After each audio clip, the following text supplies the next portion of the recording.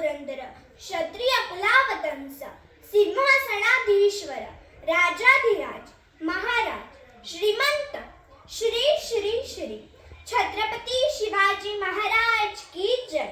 ज्या मातीने 350 वर्षांपूर्वीच्या सह्याद्रीच्या दऱ्या खोऱ्यातील घोड्यांचा टापांचा आवाज कानात साठवून ठेवला आहे, ज्या मातीने इंद्रायणी भीमेचा प्रवाह अनुभवला आहे, ज्या मातीत मराठ्यांचा गौरवशाली इतिहास लिहिला गेला आहे, त्या मातीतला एक आदर्श भूमिपुत्र म्हणजे छत्रपती शिवाजी महाराज. नमस्कार विद्यार्थी मित्रांनो, मी श्रावणी अमृतसरे.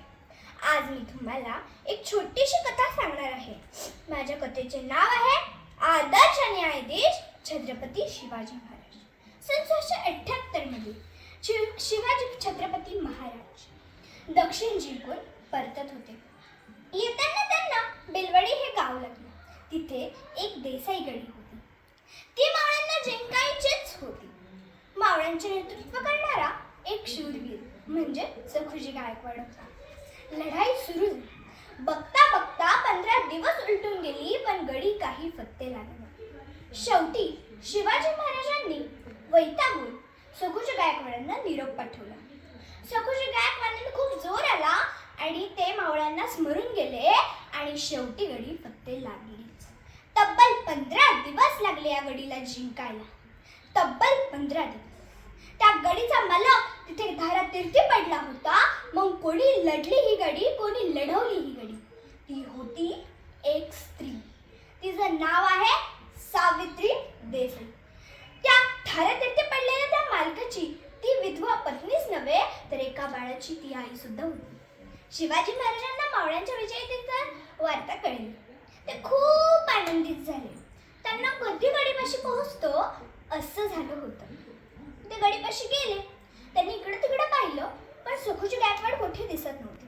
ते थोड्या वेळाने सावित्रीला कैद करून तिथे हजर होते. ते इतक्या रागात आणि इतक्या द्वेषात असतात की त्यांनी शिवाजी महाराजांनी शिकवलेल्या स्त्री, पुरुष, अबला, दुर्बल, म्हातारा यांना हात न लावता त्यांचं संरक्षण करण्याचा जो नियम बनवला होता तर तो रागाच्या भरात विसरला.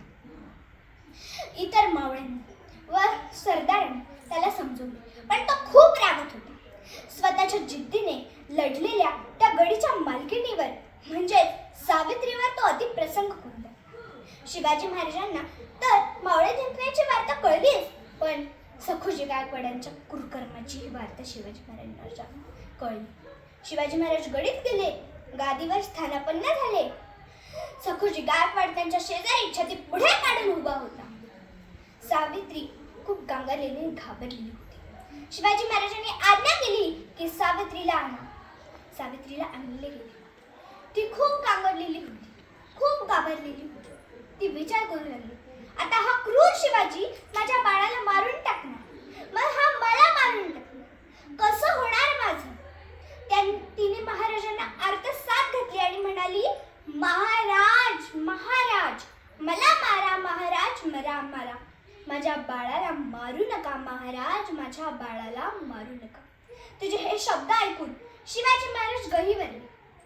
ते म्हणाले, अहो ताईसाहेब, तुम्हाला कोण मारणार असं म्हणालं? मी तुम्हाला ताई म्हणले आहे. अहो मी तुम्हाला ताई म्हणले आहे म्हणजे हे गोंडूस बाळ माझा भाचा नव्हे का? मी माझ्या भाच्याला पहिल्यांदाच भेटते. त्याला काहीतरी भेटवस्तू दिली पाहिजे. काय द्यावं बरं त्याला?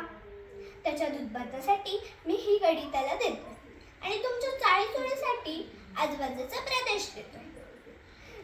सावित्री आश्चर्याने शिवाजी महाराजांकडे बघू लागते. नंतर शिवाजी महाराज सखुजी गायकवाडांकडे नजर वळवतात. सखुजी गायकवाडांकडे बघताच त्यांच्या अंगामध्ये, डोळ्यांमध्ये अंगारे वाहू लागतात. त्यांचे हे रुद्र अवतार बघून सखुजी गायकवाड थरथर कापू लागतो. तो म्हणतो, माफी द्यावी महाराज, माफी द्यावी. पुन्हा असं घडणार नाही महाराज, पुन्हा असं घडणार नाही.